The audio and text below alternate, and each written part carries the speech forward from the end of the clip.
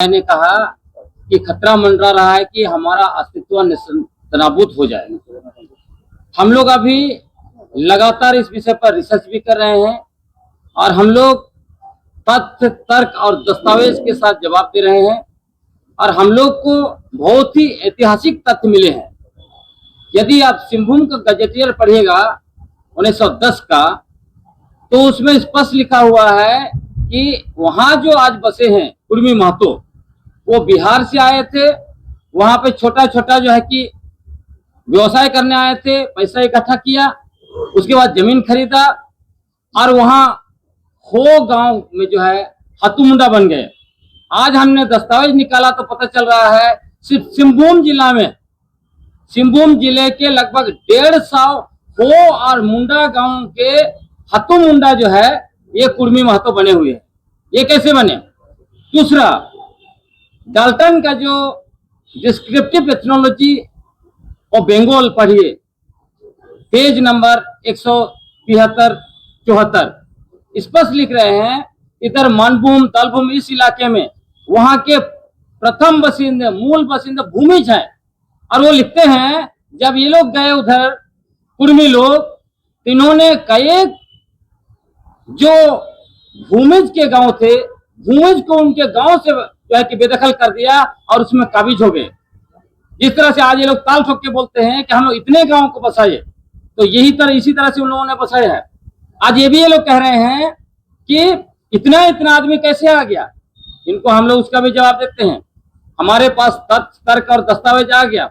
आप पूरे जो है कि यूरोप चले जाइए, पूरा दुनिया का कोई भी देश चले जाइए, कहीं भी भारतीय लोग बचे हैं क्या? सब जगह भरे पड़े हैं।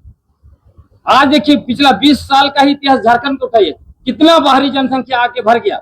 उसी तरह ये जो लोग 17वीं शताब्दी में कुर्मी महतो लोग यहाँ पर आए और धीरे धीरे पूरा के पूरे वहां यहाँ पे भर गए हैं।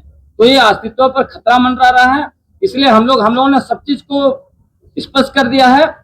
ये आदिवासी कभी नहीं रहे हैं। इन्होंने नैरेटिव बनाया था कि जनगणना में 1872 से लेकर 1931 तक उनको रखा गया था, लेकिन जनगणना का सूची जो है उसको हमने दिखा दिया, कहीं भी वो नहीं थे। इनको कुर्मी महतो को जो मराठा के लिए स्पेशल जो वहां पे सेक्शन बनाया गया है, उसी में कुंबी, कुर्मी, क्षत्रिय सब डाला हुआ है।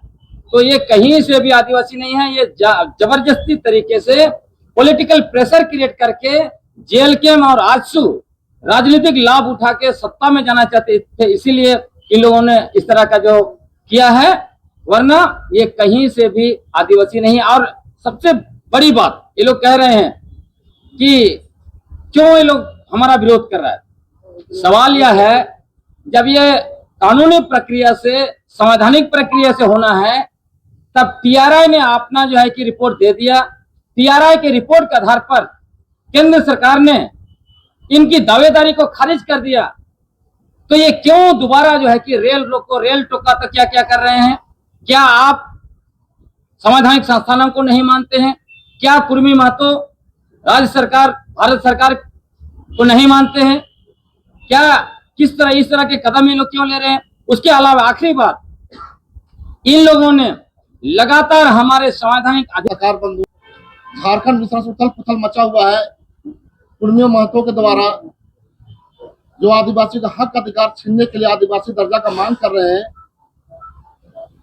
उस मांग के खिलाफ में हम लोग आदिवासी समाज हर जगह पे अपने धरना प्रदर्शन, विरोध मार्च कर रहे हैं।